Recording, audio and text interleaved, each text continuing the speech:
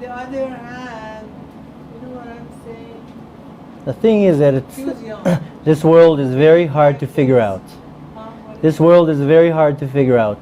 And when you try to understand things and you ask too many questions, some questions cannot be answered, not because there's not an answer, because the ear cannot understand the words. Even if somebody will come and explain, the mind is not a vessel to accept something so big. So the best way is not to ask questions. That's Hashem's will. And when you live that Hashem is the ultimate good and He does everything that is good for us, then you have a good life. And I see on myself so many times that things didn't work out. I didn't get upset, or I said, that's what Hashem wants. And when the time passed, I was like, now I see clearly why it didn't work out. And Hashem is so good. And things that seems to us like a curse or a punishment or something like that, is Hashem being so kind to us and softly moving us, from something 10 times worse than that. It just looks to us so bad. So the thing is that one needs to do Hashem's will. The Mishnah tells us, make your will His will. Why? So He will make His will your will. So your will, His will. You do what Hashem tells you. Sure, mitzvot is one aspect of it. Hashem also tells you, be a mensch. It says, Derech Eretz Kadma LaTorah.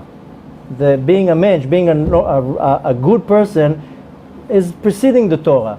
And a lot of people say, I learn Torah and I do all the mitzvot and I learn and I do, but they're so mean. They're the worst father, the worst husband, the worst employer. They don't have the basics of being a nice human being, a human decent being. Sometimes, the mitzvot are very important and the Torah is very important. Sometimes the way you behave goes above it. So I know a lot of people. I know one man, he's a genius in the Torah. He studies maybe 8 hours a day Torah. He gives charity, he prays, he does everything. You look at him, you're saying, this is a tzaddik.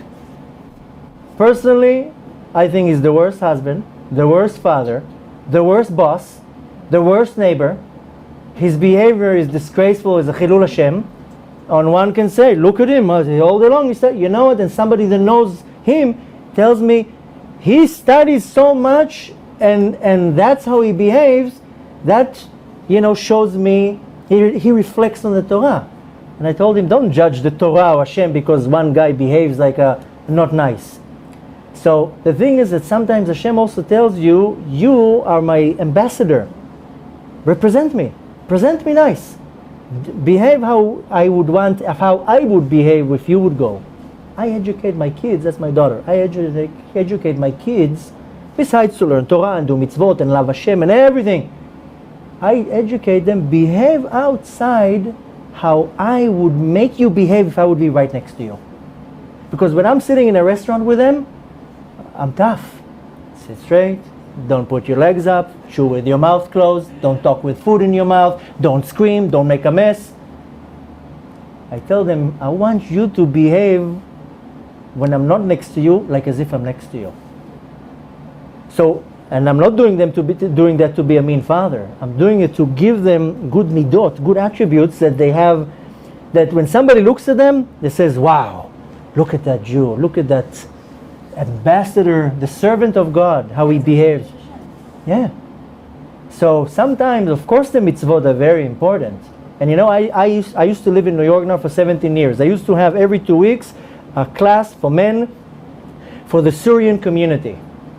And one guy once told me, we were talking about stealing. And I said, of course you're not allowed to steal. The topic of the class was stealing. And one guy told me, a rabbi told me that it's okay to steal from non-Jews. Seriously? I told him, are you out of your mind? He's like, yeah. Yeah, it's okay to speak Lashon Hara about non-Jews. Yeah, so I said, first of all, stealing is stealing. Stealing from a dog is stealing. It doesn't matter. That's first of all. Second of all, you steal from another person that knows you Jewish, so forget about the sin of stealing. You know what a chilul Hashem you did? Yeah. So he says, how does he know that I'm Jewish? I says, but you have a yarmulke on your head. I don't go to work with a yarmulke. It doesn't matter. So I told him, okay, you have a mezuzah on your door. I don't. Let's say I don't have a mezuzah. I told him, your name is Goldstein. Your name is, I don't know, Cohen. You look like a Jew. Look at this nose. You think that your customer doesn't know you're Jewish? Forget about the stealing that is morally wrong. Forget the commandment from the Torah, which is in the 10 Commandments. Don't steal. Morally, it's wrong. You making Hashem look disgusting. You represent Hashem. Hashem says, you should be for me a light to the nations.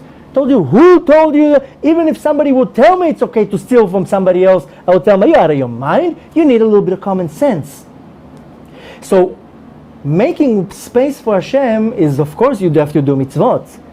And you have to do everything that Hashem tells you, but Hashem also tells you, you have to do Kiddush Hashem. You have to have derech eretz. You have to behave the nice way. You have to don't gossip, don't lie, don't look the right way, don't envy something that doesn't belong to you. Be polite, be courteous. There's so many things. When I became religious, the physical things were very hard for me. Because I was 30. I was like, what? I'm not going to go to the beach. I'm not going to go to restaurants whenever I went. Every restaurant I go, I have to see. Your parents were... No, I grew up totally secular. So it was almost impossible for me to become religious because I was like, I'm not used to it. I want to be dressed in nice clothes. I don't want to walk in the street with this thing on my head. It was very hard for me. So for 2 years, all the mitzvot that I did were in the home. Nobody sees, but I did as much as I could. But my main change was inside. You know how much work one needs to do on himself? Not to lie, not to cheat, not to look at the wrong direction, not to be jealous, not to gossip, not to whine, not to this, not to scream, not to hold grudge against somebody that did something. I can give you a list of 50 things that it's only in your mind. You become like, why? Why? Yes. Because that's the will of Hashem. No, you win and you come back. That you have to come to the lecture. I know.